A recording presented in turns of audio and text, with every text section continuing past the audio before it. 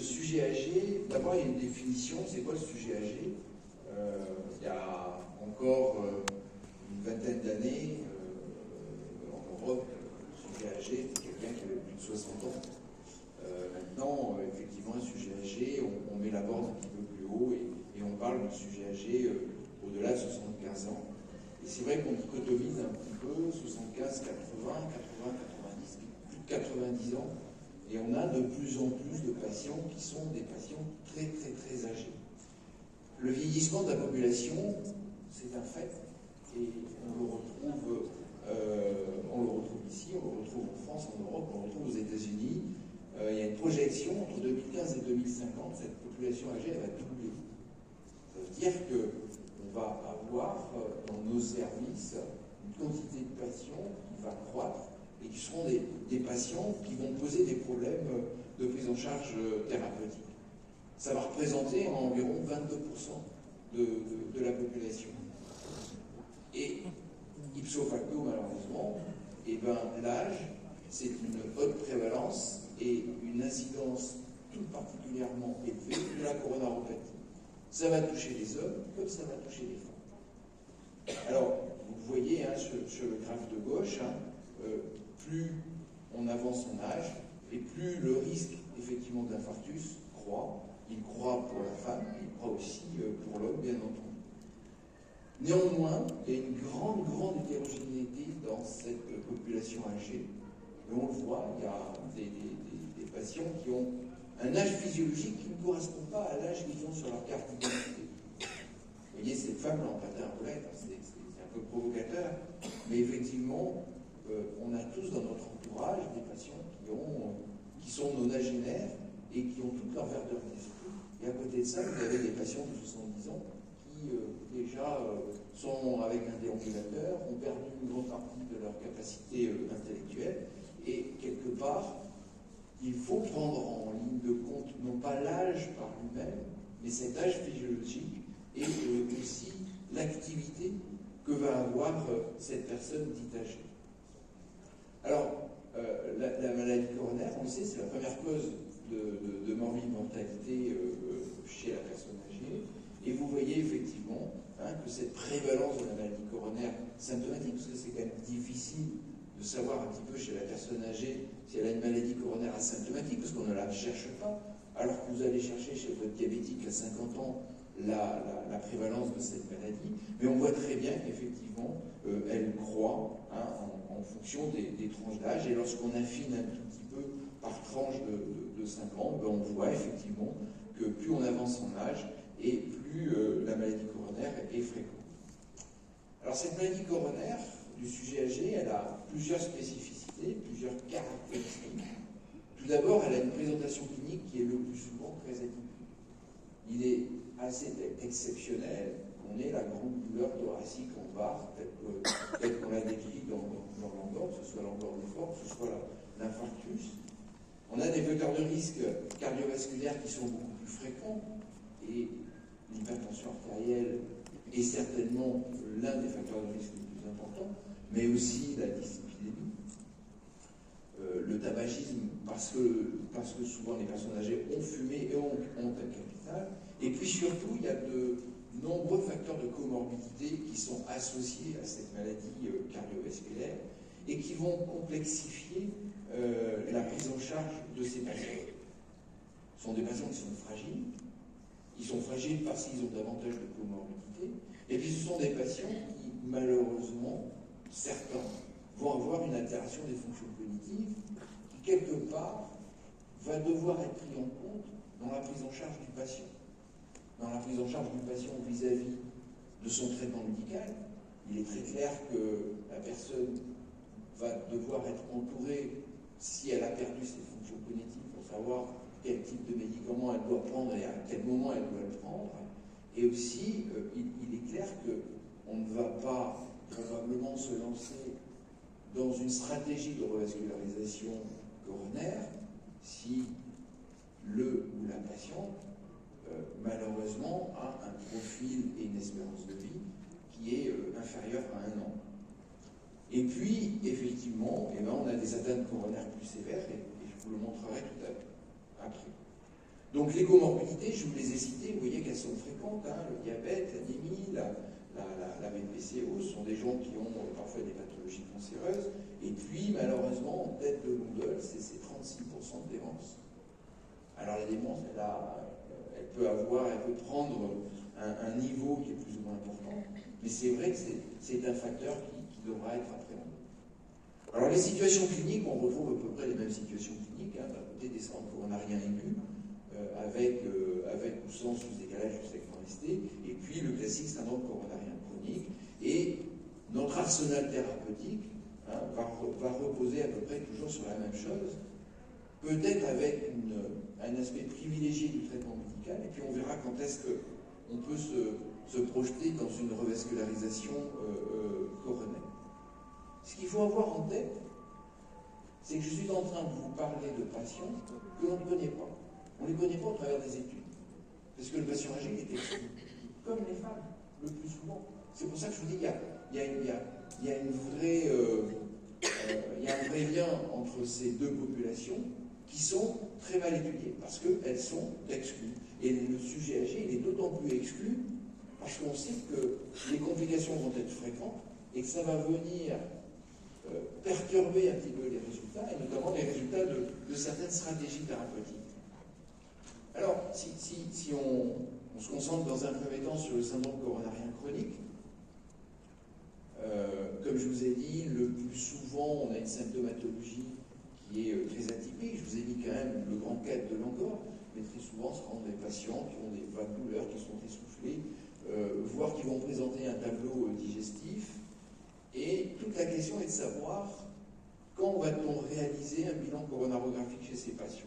Doit-on passer par des éléments diagnostiques pour aller un petit peu plus loin dans le diagnostic, le conforter, mettre en route un traitement médical et proposer un acte de coronarographie dès l'instant qu'on aura un patient qui est susceptible de pouvoir bénéficier. Et c'est vrai que la prise en charge de l'approche diagnostique est complètement différente. Si on reprend les algorithmes du diagnostic du syndrome coronarien chronique chez le sujet non âgé, on s'aperçoit qu'il y a une stratification en fonction des facteurs de risque, en fonction des différentes présentations cliniques, de l'âge, du sexe, et c'est difficile d'appliquer cela à la personne d'un certain âge. Chez la personne âgée, il est difficile de lui proposer un test de recherche d'ischémie, qui nous arrangerait bien de temps en temps de pouvoir conforter en faisant une écho d'effort, en faisant une épreuve d'effort, en faisant une scintigraphie d'effort, parce qu'on sait très bien que ces patients sont capables de faire un effort, tout au moins un effort qui soit suffisamment conséquent pour pouvoir en tirer des éléments diagnostiques. Alors, on s'est dit, peut-être qu'il y a une place pour le scan coronaire, qui permet d'avoir une imagerie de 100 cm, mais malheureusement, et je voulais un peu dire en préambule, ces patients ont des lésions qui sont le plus souvent calcifiées, et le scanner coronaire, c'est une mauvaise indication, c'est une non-indication de réaliser chez la personne âgée un examen, car en dehors d'irradier le patient, d'avoir un certain coût, il ne nous apportera rien, si ce n'est de voir un arbre coronaire complètement calcifié.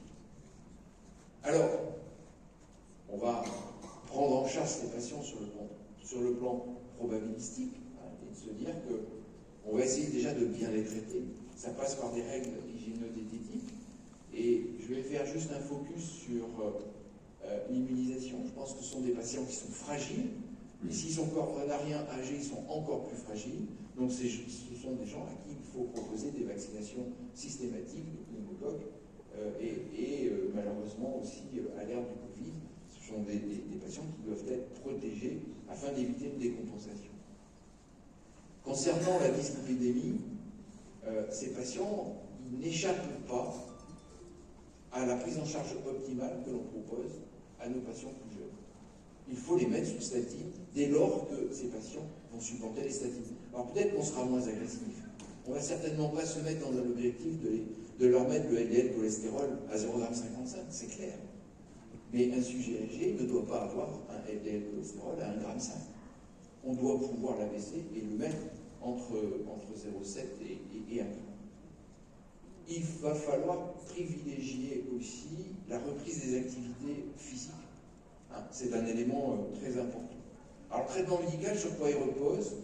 Il repose essentiellement, bien sûr, sur des unités d'action rapide à l'instant que le patient est angineux, mais surtout sur la mise en place d'un traitement bêta-bloquant ou d'inhibiteur calcique en fonction, effectivement, de la cible qui sera, avec le bêta-bloquant, l'obtention d'une bradycardie sinusale, mais pour qu'elle ne soit pas trop conséquente, car on sait que les personnes âgées ont souvent des troubles de la percussion et qu'on est très souvent limité par l'utilisation des bêta-bloquants. On sera parfois amené à les associer, hein, et associer aussi des dérivés nitrés à durée d'action un petit peu plus longue.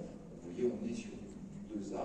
Par contre, effectivement, certains médicaments autres, et notamment l'ivaravine, en dehors du patient qui a une dysfonction ventriculaire gauche, n'a aucun intérêt. Alors, les anti-agrégants plaquettaires, c'est quand même la plaque tournante de la prise en charge de cette maladie. Voilà l'algorithme qui est proposé chez un patient qui a bénéficié d'une prise en charge par angioplastie et un patient qui n'est pas sous anticoagulant. C'est un patient qui est à haut risque hémorragique et le plus souvent, on essaiera de réduire la bithérapie antiagrégante à 1 ou 3 mois. Hein, on essaiera un petit peu d'être le moins agressif possible, mais le sujet âgé doit bénéficier d'un traitement anti-agrégant plaquettaire. Qu'il soit dilaté, qu'il soit pas dilaté, qu'il soit revascularisé chirurgicalement, ou on ait eu un traitement conservateur sur le plan invasif, ce patient doit être mis ou sous aspirine ou sous clopidogrel. Ces patients sont fragiles, je l'ai dit, et il faudra s'entourer d'une classe d'inhibiteurs boutons afin d'éviter effectivement les complications et les effets secondaires digestifs. Alors, je vais centrer la deuxième partie de ma présentation sur faut-il prendre en charge sur le plan invasif ces patients, c'est-à-dire leur proposer une stratégie de colonographie et de revascularisation par DRT. Il y a vraiment à peser ce rapport bénéfice-risque. Rapport bénéfice-risque sur le plan de la mortalité globale, car la colonographie n'est pas un geste anodin, et ce qui peut aller derrière ne l'est encore moins. Il faut aussi prendre en charge ce qu'on va pouvoir attendre d'une revascularisation en termes de qualité de vie. Si vous avez quelqu'un qui vit du fauteuil au lit, du lit au fauteuil, je ne suis pas certain qu'effectivement on aille vers une stratégie de revascularisation. Et surtout, il faut avoir en tête que ces examens, ils sont potentiellement dangereux et ils risquent d'aggraver effectivement le patient, tant sur un plan hémorragique que sur le plan d'un accident vasculaire cérébral. Et malheureusement, on ne dispose pas beaucoup d'éléments, c'est ce que je vous disais un petit peu en préambule. On a assez peu de data solides qui nous permettent de raisonner. En gros, on n'a pas d'études randomisées comparant une stratégie thérapeutique chez le sujet âgé. Ça n'existe pas. On a un certain nombre de sous-études, on a un certain nombre de registres. Et en tout cas, ce que l'on voit quand même, ce qui ressort, et là on est sur des registres qui sont un petit peu anciens, quand on compare l'évolution d'un patient âgé revascularisé ou non revascularisé, et bien en termes effectivement de mortalité, il y a un réel bénéfice à revasculariser ces patients. Encore une fois, ce bénéfice, il va falloir un petit peu l'évaluer et le quantifier. Et là, c'était des résultats qui étaient assez intéressants de voir qu'effectivement, on avait un bénéfice. Et là, on était plus sur un bénéfice de la revascularisation chirurgicale, mais c'est un travail 2002. On était sur des vieilles plateformes de stent, et à l'heure actuelle, effectivement, la cardiologie interventionnelle a tellement évolué qu'elle a gagné certaines lettres de noblesse. Si je dois enfoncer le clou entre faut-il oui ou non revasculariser un patient par rapport à un traitement médical seul, oui, vous le voyez, en termes d'événements dans les 6 mois qui suivent, on voit qu'il y a une différence significative avec un réel bénéfice à avoir une stratégie invasive. Et la plaque précédente, c'était l'évolution à 6 mois, mais quand on regarde sur un suivi, un follow-up beaucoup plus long, on voit effectivement qu'à 5-6 ans, on a un réel bénéfice qui s'accroît pour le traitement invasif, en sachant que dans ce travail, près d'un patient sur deux avait bénéficié d'un traitement de revascularisation alors qu'il était assigné dans le bras traitement médical. Alors, je crois que la coronographie ne va être motivée que si on a un projet de revascularisation derrière. C'est ce que je vous disais tout à l'heure. Le patient qui est propagé et qui a une espérance de vie limitée et qui vit du fauteuil au lit, je crois que ça n'a pas de sens, car il va falloir prendre en ligne de compte les difficultés et les risques que vont présenter une telle stratégie invasive, tant dans l'abord vasculaire, avec un risque de complications, de saignement, de fissures, de faux hématomes, des difficultés qu'on va rencontrer. Ces patients ont des abords vasculaires compliqués parce que très tortueux, très sinueux, que ce soit par voie radiale ou par voie fémorale. La population est aussi une population qui présente très souvent une insuffisance rénale, plus ou moins importante, et on sait que rajouter du produit de contraste va venir perturber cette fonction rénale, va venir aggraver une situation, et c'est assez dramatique. Alors, les lésions, comme on pouvait s'y attendre, les lésions, elles sont plutôt pluritronculaires que monotronculaires. Il nous arrive de mettre un patient sur la table en excellent état général, avec un syndrome coronarien aigu non asté, vous avez une lésion focale de l'IVA, mais c'est rare. Le plus souvent, ce sont des lésions tritronculaires qui touchent le tronc commun, et avec en plus très souvent un lit d'aval qui n'est pas de grande qualité parce que très athéromateux. Et effectivement, c'est un des facteurs prédictifs. On a plus de succès d'angioplastie, de revascularisation coronaire, dès lors qu'on a un patient qui a moins de 70 ans. Ces lésions, donc, elles sont complexes, elles sont diffuses, et elles sont le plus souvent calcifiées, ce qui veut dire qu'elles vont nécessiter une préparation spécifique avec des outils spécifiques. Voilà une charmante dame de 86 ans qui est adressée pour un syndrome coronarien aigu sans sus-décalage du segment resté sur des lésions que vous allez voir bitronculaires. Une dame qui avait déjà été revascularisée sur une IVA, cette sténose très serrée de la circonflexe marginale qui sera infranchissable au ballon, pour laquelle on va utiliser une atérectomie rotationnelle pour obtenir une expansion du ballon et du stent et un résultat final tout à fait acceptable, et aussi associer une lésion de la coronaire droite, pas très engageante, que l'on a traitée, celle-ci, par atérectomie orbitale. Donc des lésions qui nécessitent effectivement des prises en charge complexes.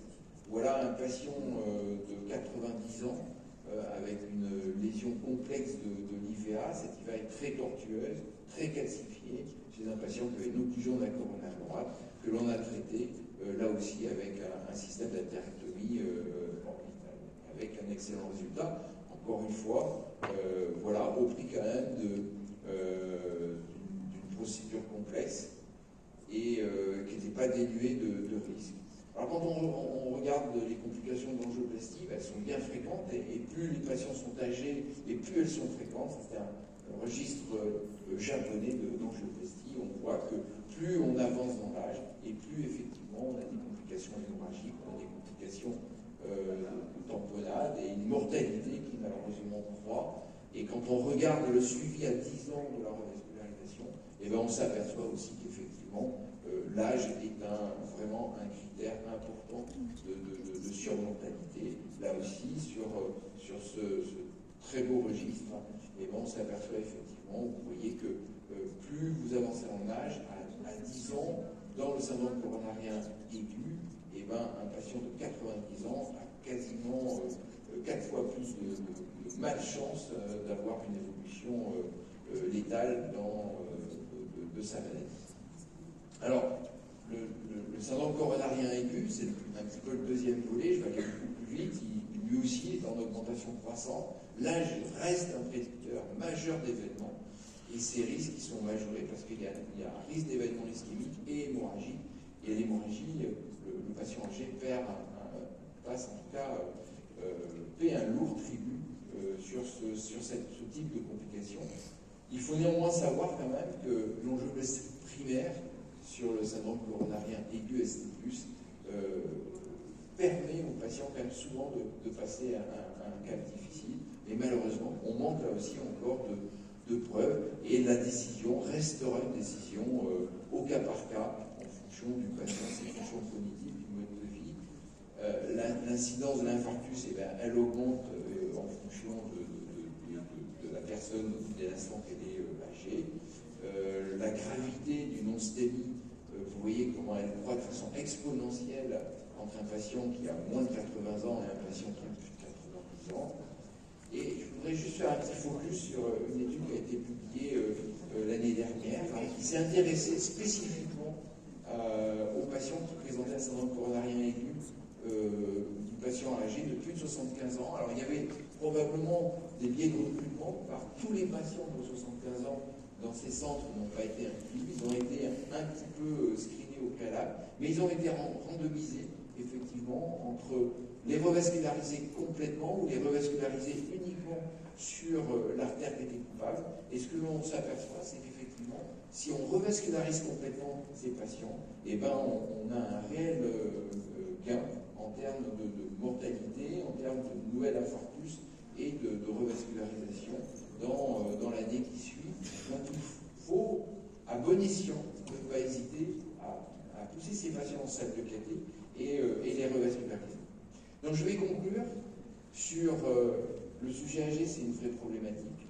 C'est une prise en charge qui est vraiment complexe, qui va faire intervenir le gériatre, le cardiologue interventionnel, le cardiologue qui prend en charge le patient. Ce sont des patients qui sont très fragiles, ils ont des comorbidités associées, ils ont des lésions coronaires qui sont complexes, qui vont donc complexifier la réalisation de la revascularisation, et que tout ça est médié sur une décision qui doit être individuelle pour proposer un traitement optimal à ces patients.